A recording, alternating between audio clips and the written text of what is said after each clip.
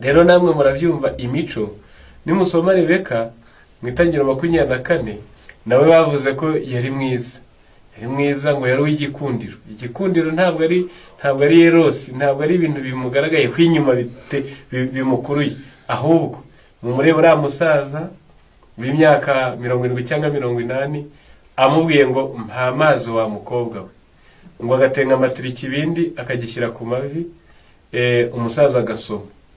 Umusaza yashize inyota, amaso ya Rebeka yarebye n'ingamiye, ngo dore n'izi ngamiya zawe zishwe n'inyota, arazivomerera arazidahirira zireguka.